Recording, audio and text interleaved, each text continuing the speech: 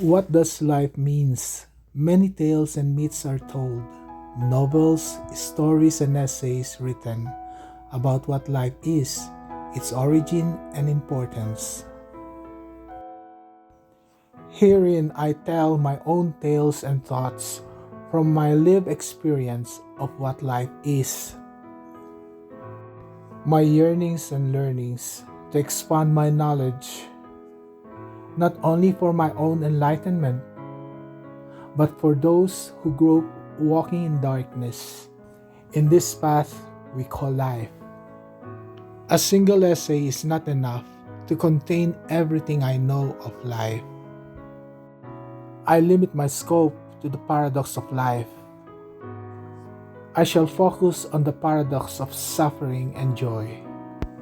My reflection on the story of my paradox made me aware of the perduring path that I traverse in life, discovering the realm of the unconscious and make myself be conscious of what could be unknown in order to evolve to wholeness, my individuation.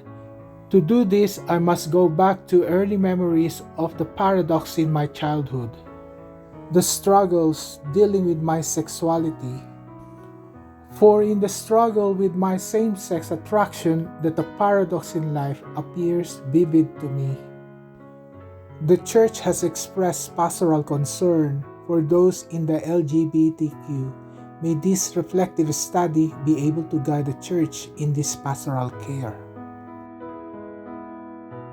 It takes time to recall memories in the past. Images and symbols from my imagination and dreams could perhaps help me recall. I had this recurring dream when I was 10 to 12 years of age, and this dream contains images and symbols of this paradox. In this dream, I was a little boy walking down the aisle inside the church. At the altar was a woman dressed in a wedding gown of my mother. I walked slowly, approaching the altar. My heart beat pumping heavily, my breath getting heavier. My head feels swollen with pressure, which seems to explode any moment. I could only see the veil of the woman who kept unmoved, with her gaze focused on the altar. As I approached the altar, I was running out of breath, and my eyes grew bigger, wanting to wake up. The bride was about to turn her gaze towards me. I was frightened, and the dream ego couldn't stand it. It forced myself to wake up. I ran crying towards a busy street to grasp some air and catch my breath. Feeling frightened of the bride symbolized perhaps a repression of the feminine within, a repression of all the desires I had for her. I grew up surrounded by women, admiring them, imitating their gestures, and even wearing my mother's wedding gown in secret.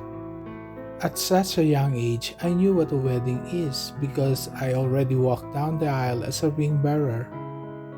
Maybe I was scared of the bride because she might find out that I fancy to become like her. Those times I was fond drawing women and dressing them up in beautiful dresses and gowns. Could the unconscious at that age envious of women? Because I felt I cannot be as beautiful and gorgeous like them because I was a boy. The wedding itself is a symbol of unity, but instead it was looked at with fright. Having the dream repeated for many years was a symbol of my struggle to befriend the feminine within. It seems the feminine within was calling me to embrace her. However, how can I embrace the feminine within if I witness being discriminated against for my effeminate gestures? Mannerisms I assimilated and learned from interacting with my feminine caregivers. I witnessed how gays in school were discriminated, bullied, and humiliated. Once our male teacher rounded up all suspected gays, including myself, and had us lined up and humiliated in front of the class. My conscious mind has become aware of the danger living as gay.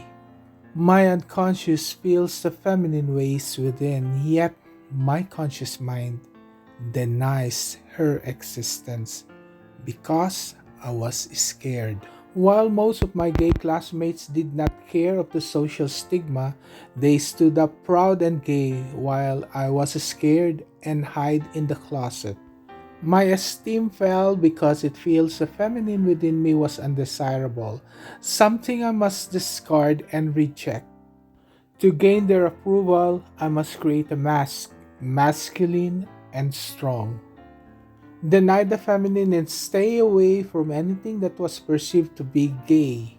I remember teasing effeminate boys and calling them bakla, as if cursing them gave me a sense of power, lifting my esteem momentarily. My dad heard and saw what I did. He gently approached me and told me that it wasn't right to ridicule gays because it offended their feelings, that gays are human and deserve being respected. Secretly, I felt consoled to hear this from my father. The dream finally stopped recurring when my dream ego decided to overcome his fear and let the dream complete its story. As I walked down the aisle, the woman turned to me, but nothing happens. I did not panic. I woke up with no heavy feelings, no tears or fears. The recurrence of a frightening dream came to an end at the time of my sexual awakening and a renewed interest for the feminine. I drew a figure of a woman on my blackboard. She was naked with her genitalia in its vivid form. I was aroused, something I had never felt before. I forgot to erase it. When my mother saw it, she took a belt and hit me with its buckle. I was terrified and frightened as she accused me of lusting for a woman. She accused me of dishonoring her and warned me never again to dare lust a woman or else much horrible consequence could follow. The bride in my dream was a symbol of the feminine in me, which in depth psychology is known as the anima, the spirit within, conduit of my libido, a psychic energy which I call my soulful desire, from which springs my self expression and creativity. I was almost ready to embrace this feminine, yet thwarted with fear and threats from a domineering mother. The sexual drive can no longer be contained. The libido is growing stronger that even drawing a naked woman aroused me. A soulful desire for the feminine, yet I repressed my sexual desires to appease my mother's wrath. The urges of my soulful desire was strong to resist that it finds safe attraction to the feminine in man. I developed a closer friendship towards a gentle boy of my age at that time. I cherished every moment with him. There was this lingering sensation in my chest, an oddly pleasant sensation, shivers me. I didn't want it to fade away. I felt happy and whole. It's the same feeling I felt when I was with my father. I and my father were walking by the beach one sunset afternoon. As I held on to his fingers, I felt the same shivering sensation. I said to myself, how I wish that moment lingers as I felt so much love and comfort with my dad holding my small hands as I held tight in his fingers. I felt whole, hoping the sun won't set soon. The paradox of fear is overcome with courage, yet courage is threatened by fear. This is the paradox in my childhood. One night, I was interrupted from my sleep by a vision. A naked black woman lay beside me. I suddenly rise from my bed, then she disappeared. I was frightened, believing the devil appeared to me. Now, in my 60s, in my study of that psychology, I realized that it was the anima, the feminine in me, who appeared in a vision, trying to wake me up because I was suppressing the libido. The anima wanted me to loosen up, yet my conscious mind was too scared because of my Catholic beliefs and values. Going back again to the vision, was the apparition be that of my anima or the devil? The devil in an image of a seductive woman? I would not have been frightened if a black naked guy appeared to me, so the devil must appear as a woman because her attempt to seduce me will scare me. The apparition is both the devil and the anima, the feminine within me. I was struggling to embrace and recognize the feminine within.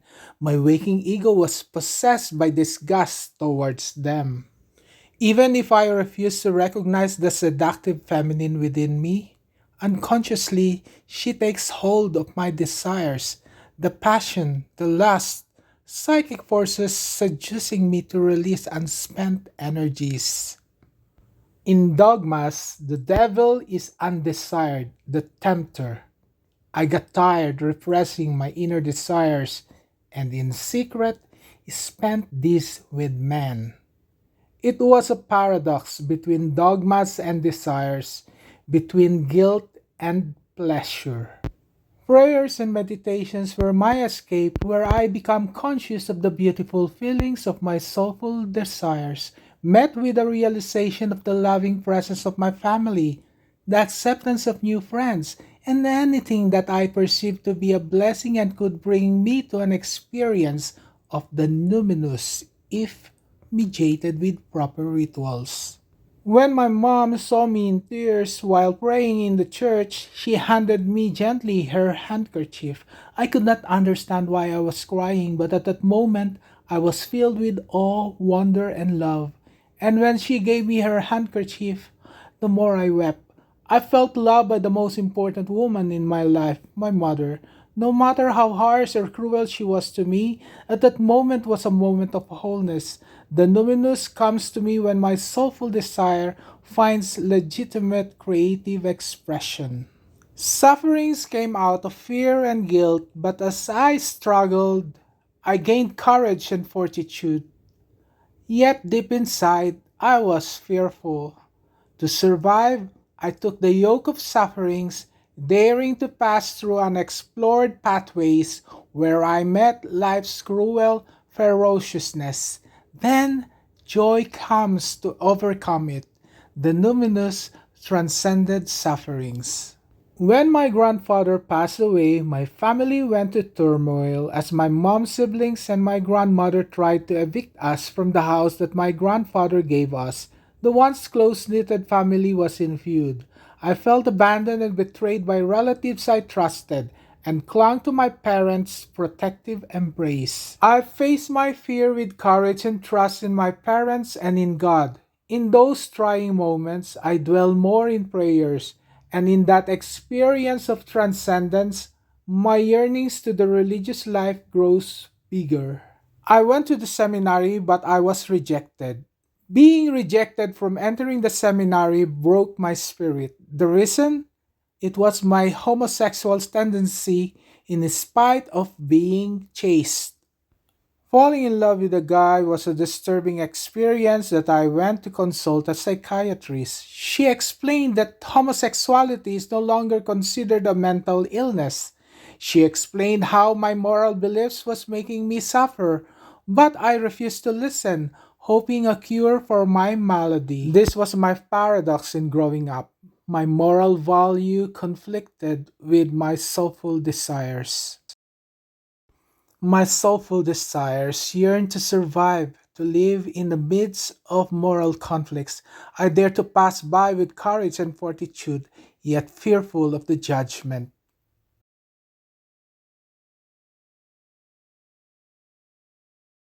Let me start telling you a story about a recent dream that symbolized the paradox that happened to me from young adulthood.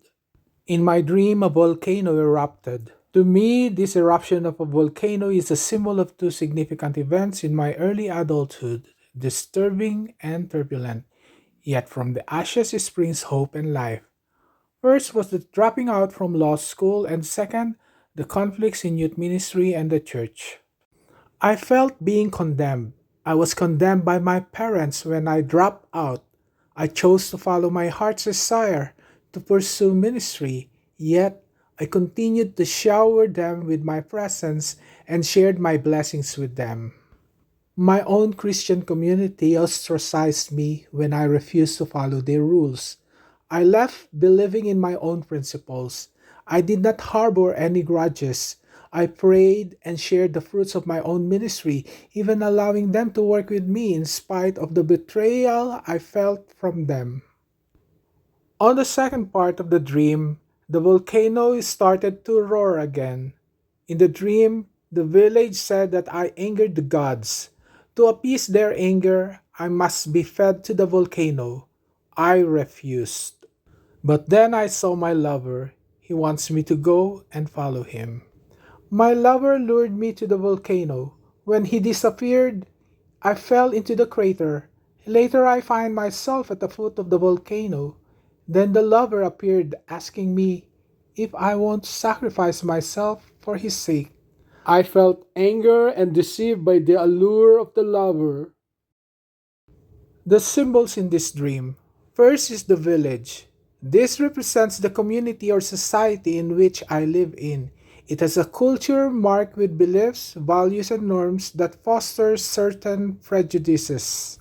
Second is the anger of the gods, which represents the prejudices or any beliefs, values, and norms offensive to the community or society.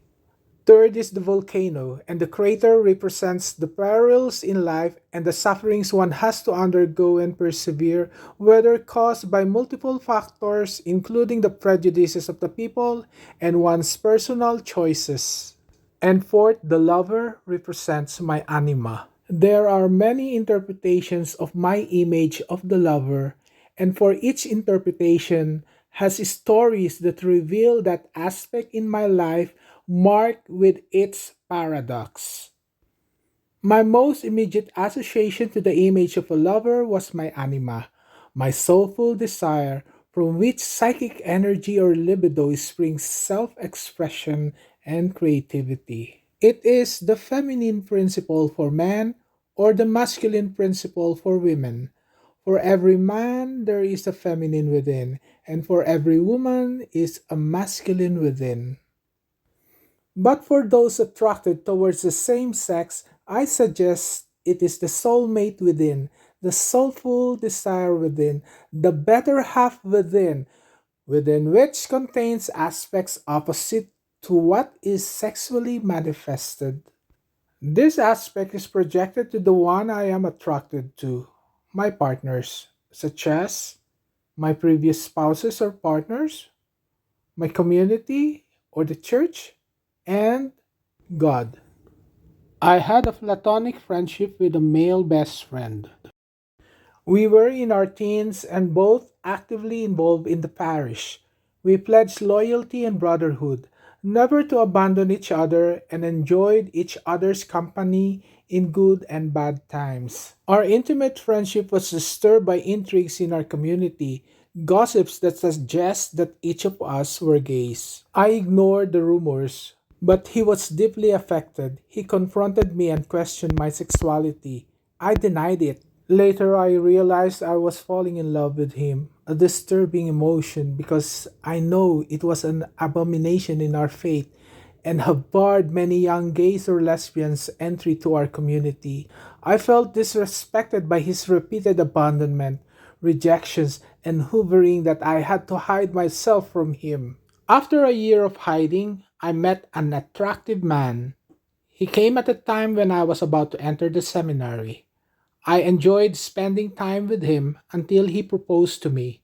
The emptiness I felt was filled with his presence. The invalidations and rejections from my best friend seemed to have been compensated by a new acquaintance's shower of attention and affection. His presence was addictive, that his absence rattled me. Knowing how deeply in love I was, I accepted his proposal and did not enter the seminary. It was my first experience of same-sex relationship, a path unknown to me, overtaken by the thrills and excitements, met with pains, sorrows, and fears, especially when my partner betrayed my trust invalidated my feelings, and justified his unfaithfulness, even dragging me to his abominable lust as I wept seeing him having sex with another guy. The relationship didn't last. I got depressed and I prayed that God will send me another lover. Since then, I encountered many lovers. They are all the same liar, promiscuous, and unfaithful. Like the lover in the dream, all lured me to my destruction. After surviving the volcano, the lover asked me, "Won't you sacrifice yourself for my sake?" Then I will answer the lover, "Was it not enough that I suffered?" I wonder and ask myself, why do I get attracted to this kind of men? The more they hurt me, the more I fell to them. Why? Joy comes indeed when I start to understand what is happening to me, perhaps because I saw in them those qualities or traits inherent to my soul, my anima. They are a projection of my anima. But when they betrayed me, the projection is withdrawn, and I may start to reject them for the faults they committed and even blame myself for my weakness. The question of the lover about my willingness to suffer for his sake was an invitation to my conscious mind, my ego, to integrate and embrace the anima within. It is to recognize anima's shadow when disappointed by the lover. But can't I see the shadow of my anima in them? I may have disliked them, fell out of love, and I could tell and count their faults. But whatever I dislike of them, whatever faults they committed, these are all qualities of my own shadow, the shadow of my anima, which I refuse to acknowledge. These are the hidden strengths in me, disguised in the flaws I saw in them, such as their audacity that taught me to be a go getter and the fortitude to let go. What I dislike most of my ex lovers were their bold, daring, and fearless sex escapade. I am the opposite because I am timid. Their audacious boldness and courage in taking initiatives are traits of a go getter, qualities I desired. What I hate in them, their audacity, though used to deceive me, is my untapped inner strength, if used properly.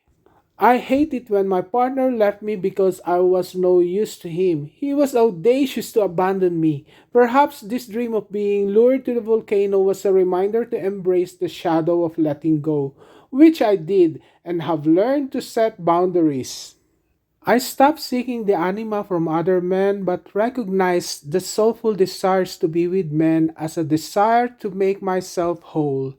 This is how I believe the lover wanted me to die for his sake, to recognize the despised shadow in me, in my audaciousness to let go of this man and the resentments that go with it, so that the soul within lives.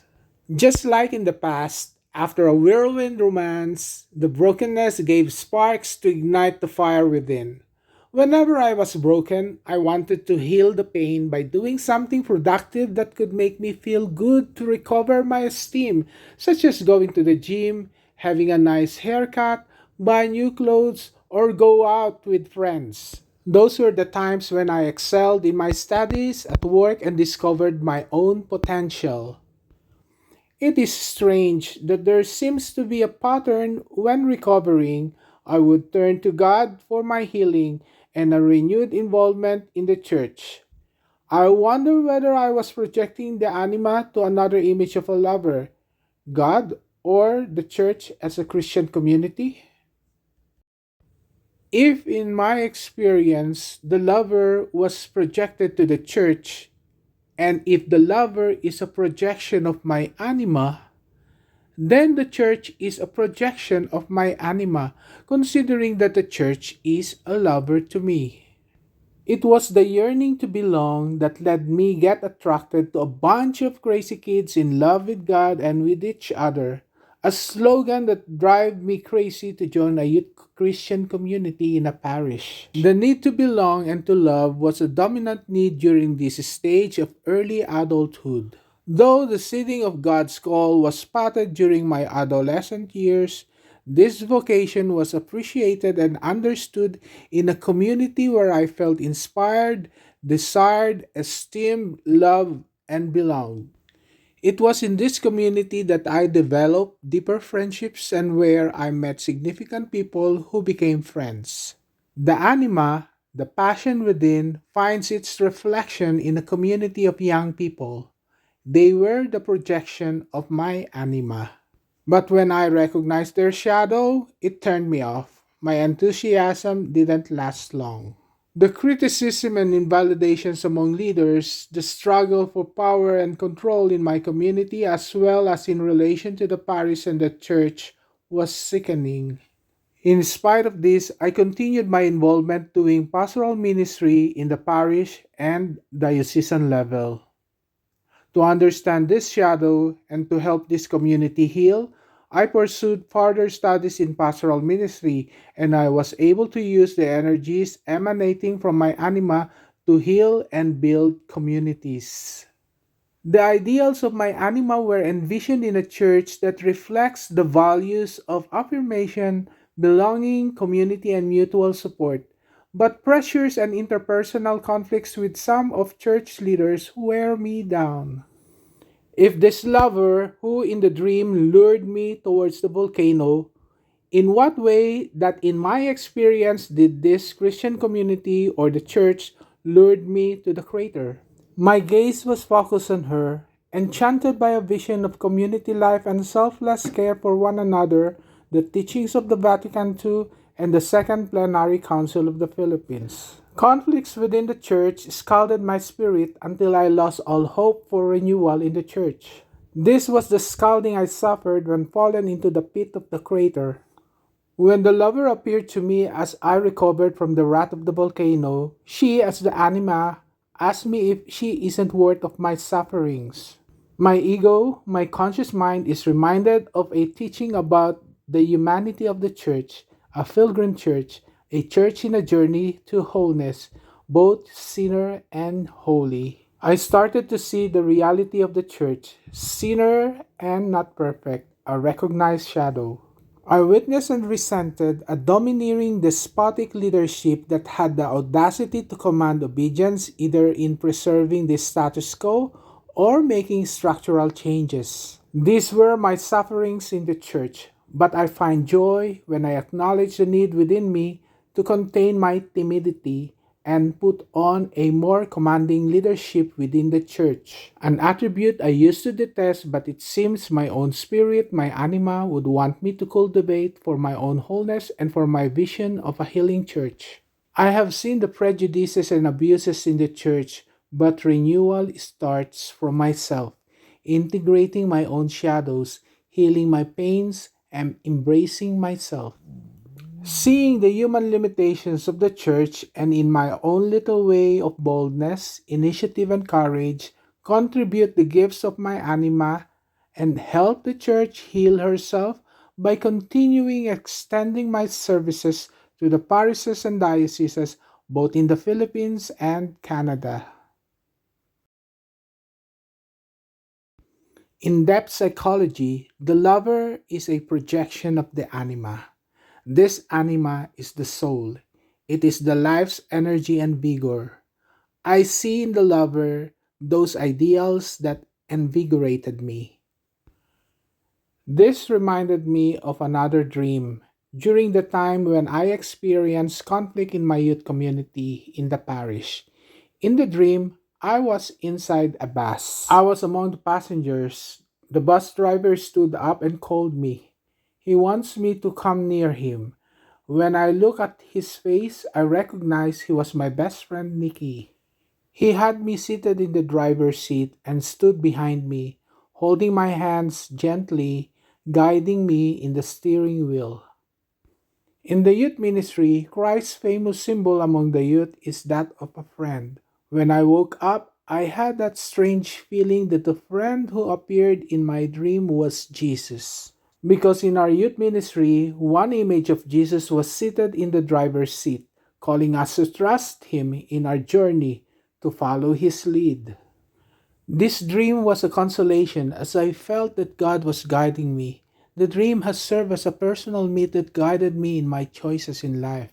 When I saw my friend in my dream calling me to take the driver's seat, it was my anima calling me, identifying him as Jesus, calling me to himself to make me whole at a time when everyone were at odds at me, when shattered and devoured by my frustrations and disappointments. When betrayed, I ran to the altar to seek comfort. The anima, seen in the divine, never failed. In prayers and contemplations, I had numinous encounter that gave me hope, energy, and zest to live. In the story about the two set of footprints in the sand, when the child thought that he was abandoned because only one set of footprint was left, a voice told him that it was the Lord's footprints carrying him when he couldn't hold on. Just like the story of the footprints in the sands, there were times when I felt alone in my struggles.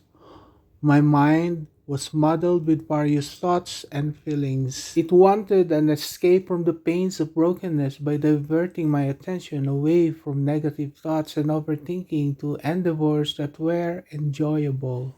But when the pain was really overwhelming, meditation, prayers, and dance were my rituals to sublimate my anguish. My rituals and prayers never failed me to experience the numinous that led me to my healing and wholeness. Going back to my dream where I was lured by the lover towards the volcano, if Jesus is the lover, was he trying to lure me to my destruction? Was he not asking his disciples to carry their cross and follow him? Isn't that trying to lure them to their death? When I saw myself in the dream at the foot of the volcano, unscattered, and if the Lord is the lover and would ask me, "Are you unwilling to sacrifice yourself for my sake?" What shall I say? If I see this lover to be those people who lured me to my destruction, I would definitely say, "No, I won't be stupid to allow you to deceive me again." But if it is the Lord whom I trust and will ask me, shall I not heed? But this lover in my dream is my anima, the soulmate in me, where the Lord resides in my heart. When asked, "Are you unwilling to sacrifice yourself for my sake?"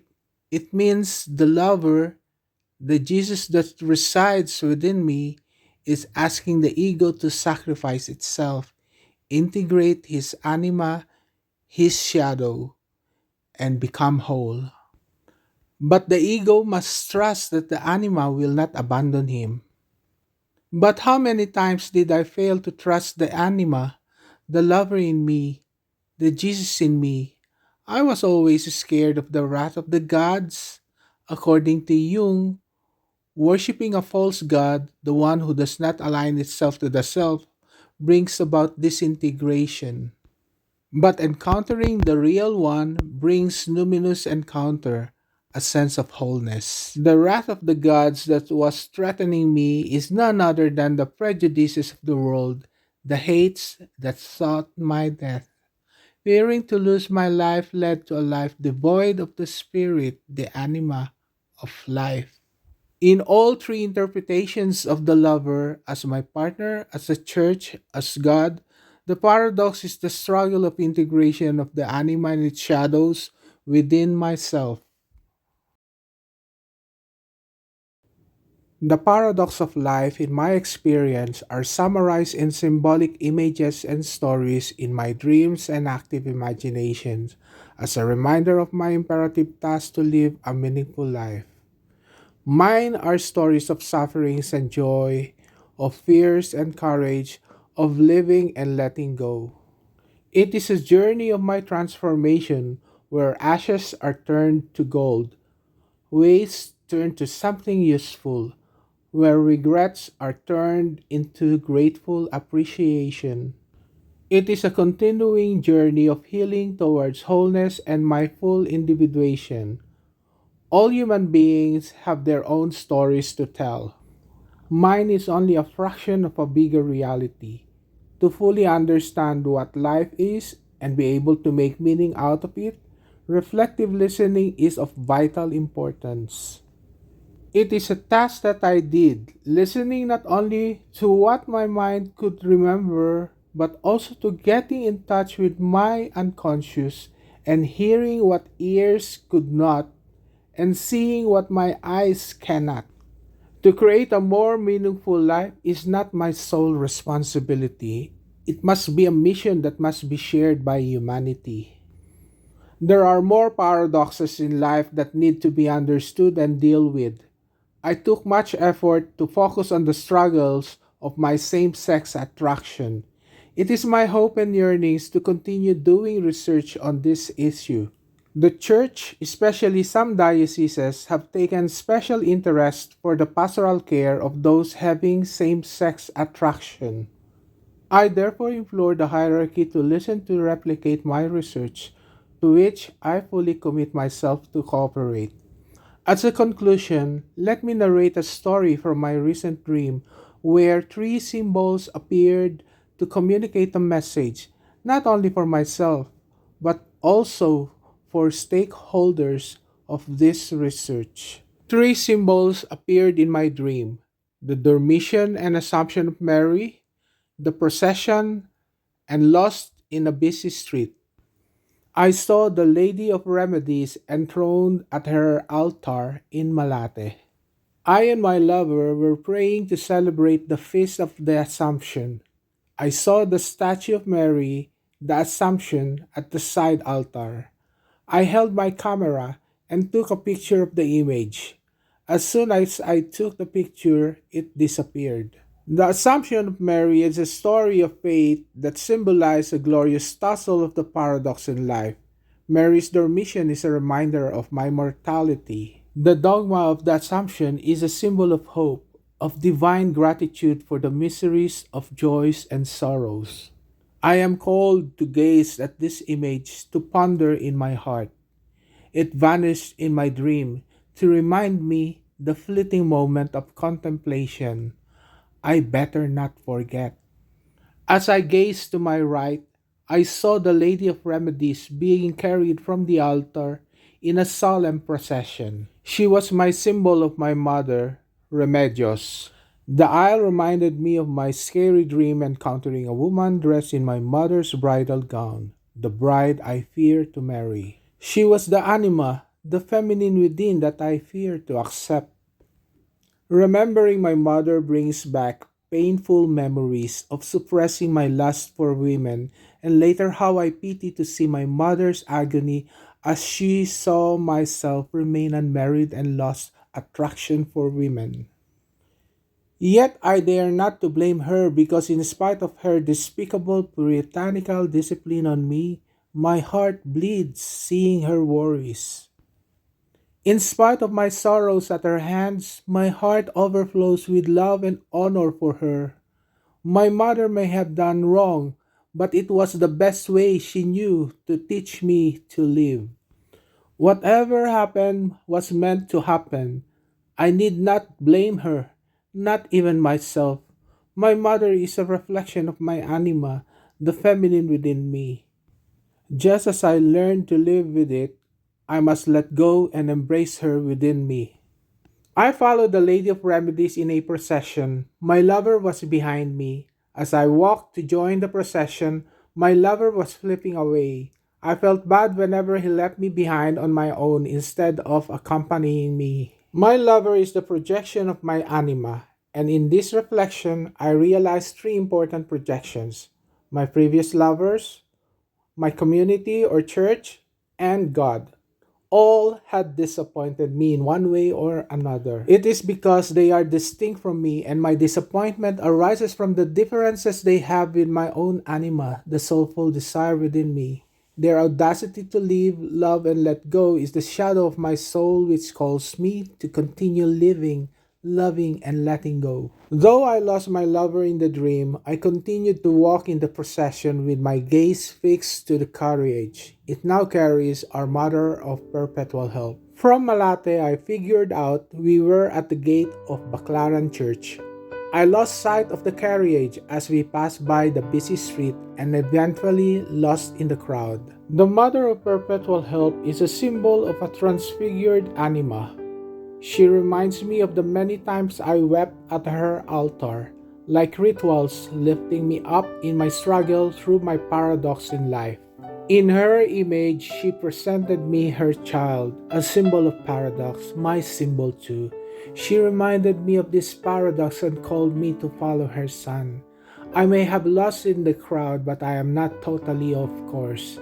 Life is unpredictable, and I must follow my soulful desire, my anima, to be audacious to live, to love, and to let go.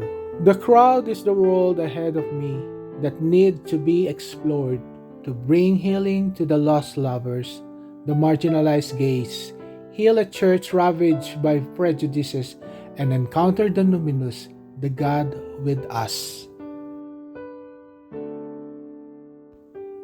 My story of paradox in my life is just a fragment of a bigger reality.